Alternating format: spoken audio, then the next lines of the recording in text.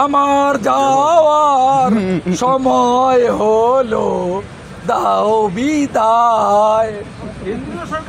আমার যাওয়ার সময় হলো, দাও বিদায়। আপনারা প্রতিবেদন শুরুতেই একটা নজরুল গীতি শুনলেন বিরোধী দলনেতা শুভেন্দু অধিকারীর মুখে। তিনি বলছেন, আমার যাবার সময় হয়েছে, দাও গো বিদায়। 2026-এর বিধানসভা নির্বাচনের দোরগোড়ায় দাঁড়িয়ে বিরোধী দলনেতার এই গান ভাইরালের মতো সমাজ মাধ্যমে ছড়িয়ে পড়েছে। 26-এর বিধানসভা নির্বাচন এখনো 7-8 মাস বাকি রয়েছে। এখন থেকেই বিরোধী দলনেতা এই গান গাইতে শুরু করেছেন। সত্যি কি তার বিদায় নেবার সময় হয়েছে? হয়তো 26-এর বিধানসভা নির্বাচনের ইঙ্গিত বা ফলাফল যা আসার সম্ভাবনা আরএসএস এর রিপোর্ট থেকে তৈরি হয়েছে, তাতেই যথেষ্ট দুশ্চিন্তায় রয়েছেন বিরোধী দলনেতা শুভেন্দু অধিকারী। এখন ঘরে বাইরে বিপদের সামনে রয়েছেন বিরোধী দলনেতা শুভেন্দু অধিকারী। কারণ তার রাজনৈতিক গড় হচ্ছে নন্দীগ্রাম। গতকাল নন্দীগ্রামে ভারতীয় জনতা পার্টির একঝাঁক নেতা এবং কর্মী তারা ভারতীয় জনতা পার্টি ছেড়ে তৃণমূল কংগ্রেসে যোগ দিয়েছেন, যাতে যথেষ্ট দুশ্চিন্তায় পড়েছেন বিজেপি নেতা শুভেন্দু অধিকারী। নন্দীগ্রামেও ভারতীয় জনতা পার্টির ভূমিক্ষয় শুরু হয়েছে। যারা বঙ্গ বিজেপিকে এতদিন পর্যন্ত আগলে রেখেছিলেন এই নন্দীগ্রাম এলাকায়, সেই নেতারা আস্তে আস্তে শুভেন্দু অধিকারীর হাত ছাড়ছেন, তারা তৃণমূল কংগ্রেসে যোগ দিচ্ছেন। গতকাল বিরুনিয়া পঞ্চায়েতের একাধিক প্রথম সারির নেতা তারা কিন্তু শুভেন্দু অধিকারী সঙ্গ ত্যাগ করে তৃণমূল কংগ্রেসে যোগ দিয়েছেন। অন্যদিকে শুভেন্দু অধিকারীর দুশ্চিন্তার আরো বড় কারণ তার বিধানসভার বিধায়করা। তারা যেভাবে একে একে দল ছাড়ছেন, তাতে কিন্তু যথেষ্ট দুশ্চিন্তায় পড়েছেন বিরোধী দলনেতা শুভেন্দু অধিকারী। গতকাল বিধানসভায় পরিষদীয় দলের বৈঠক ডেকেছিলেন। এখনো 60-65 জন বিধায়ক আনুষ্ঠানিকভাবে বা সরকারিভাবে ভারতীয় জনতা পার্টিতে রয়েছেন, কিন্তু বিরোধী দলনেতার পরিষদীয় দলের বৈঠকে মাত্র 20-22 জন বিধায়ককে দেখা গেল। বাকি বিধায়করা কোথায় গেলেন, তাতেই যথেষ্ট দুশ্চিন্তায় পড়েছেন বিরোধী দলনেতা শুভেন্দু অধিকারী। গত কয়েকদিন ধরেই তীব্র মুসলমান বিরোধিতা করতে করতে অতি বড় সনাতনী সাজতে যে পরোক্ষে যে ভারতীয় জনতা পার্টির ক্ষতি করছেন, তা কিন্তু দিনের আলোর মতো স্পষ্ট।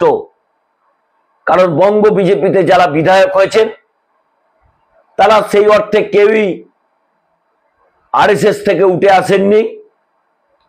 বিভিন্ন রাজনৈতিক দল থেকে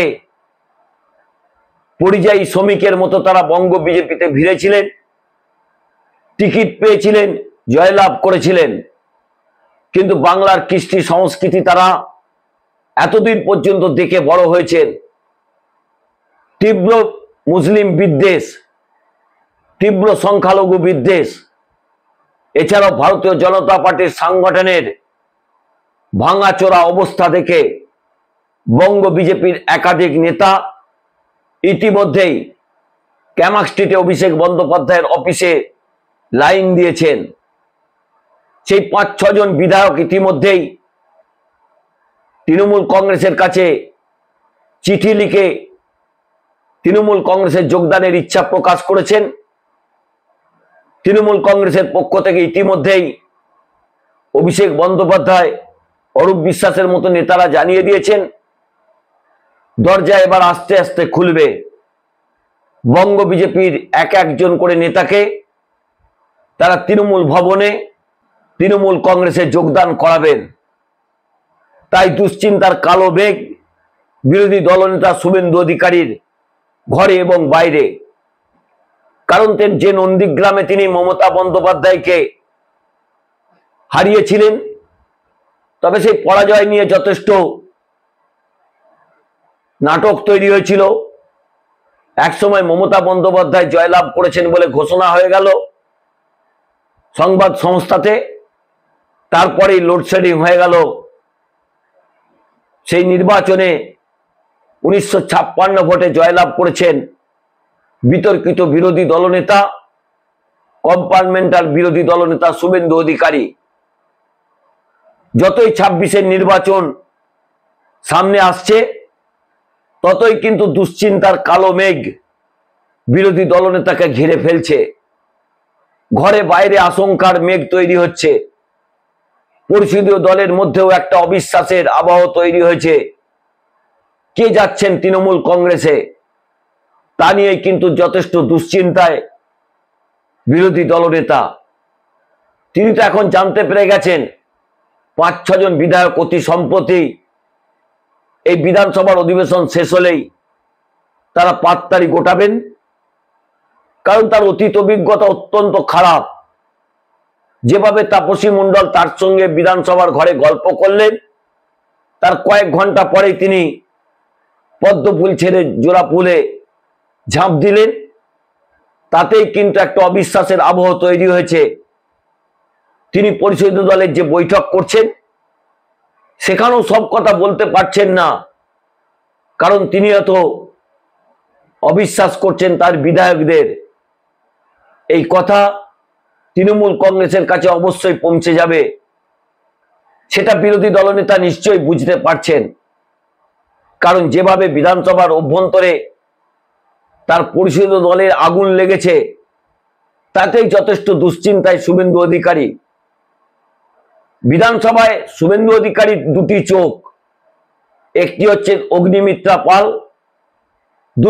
দ্বিতীয়টি হচ্ছেন হাতে চেয়ে আঁকা শঙ্কর ঘোষ। এই দুজনকেই তিনি তার মনের কথা বলেন। বাকি নেতাদের সঙ্গে তার দূরত্ব যত দিন যাচ্ছে ততই বাড়ছে। বিশ্বনাথ কারকের মতো পুরনো নেতারা, যারা সংসদীয় নির্বাচনে বহুবার লড়াই করেছেন, বহুবার জয়লাভ করেছেন, তিনি একসময় বামফ্রন্টের মুখ্য সচেতকও ছিলেন। তিনি গত কয়েকদিন আগে তার ঘনিষ্ঠ মহলে নাকি বলেছেন আর ভালো লাগছে না, এবার পরিবারের সঙ্গে সময় কাটাতে চান। তাহলে শুভেন্দু অধিকারী এখন কি করবেন? তিনি ঘরে বাইরে দুশ্চিন্তায় পড়ে যাচ্ছেন। যেভাবে নন্দীগ্রামে তার ঘর ভাঙছে, যেভাবে পূর্ব মেদিনীপুর তার থেকে অনেক দূরে সরে যাচ্ছে, যেখানে তার রাজনৈতিক গড় বলে পরিচিত, সেখানেও যেভাবে ভূমিক্ষয় হচ্ছে, 26-এর বিধানসভা নির্বাচন পর্যন্ত সেই জমি কতটা তিনি টিকিয়ে রাখতে পারবেন, তা নিয়ে যথেষ্ট দুশ্চিন্তায় বিরোধী দলনেতা। তাই তিনি কেন্দ্রীয় নেতাদের কাছে গত কয়েকদিন আগে বৈঠকে জানিয়েছিলেন 26-এর বিধানসভা নির্বাচনে তিনি নন্দীগ্রামেও লড়বেন না, বিপ্লবী হয়ে যে ভবানীপুরে লড়বেন বলেছেন সেখানেও লড়বেন না। তিনি নাকি নির্বাচন পরিচালনা করবেন পিছন থেকে। নির্বাচনে যদি ভারতীয় জনতা পার্টি ক্ষমতায় আসে, তখন তিনি দক্ষিণ কাঁথি থেকে অরূপবাবুকে সরিয়ে দিয়ে সেখানে উপনির্বাচন করে তিনি মুখ্যমন্ত্রী হবেন। সেই স্বপ্ন যে তার কাছে স্বপ্নই থেকে যাবে, তা কিন্তু আরএসএস এর গ্রাউন্ড রিপোর্ট থেকে পরিষ্কার। তাই দুশ্চিন্তা শুভেন্দু অধিকারীকে যত দিন যাচ্ছে ততই গ্রাস করছে। ঘরে বাইরে এত অবিশ্বাসের আবহ নিয়ে শুভেন্দু অধিকারী 26-এর বিধানসভা নির্বাচনের আগেই তাই গান ধরেছেন আমার যাবার সময় হয়েছে, এবার বিদায় দাও। নমস্কার, আমি দেবজ্যোতি। আমার এই ছোট্ট পর্বটি ভালো লাগলে দয়া করে চ্যানেলটি সাবস্ক্রাইব করে বেল আইকনটি ক্লিক করে আমার পাশে থাকবেন।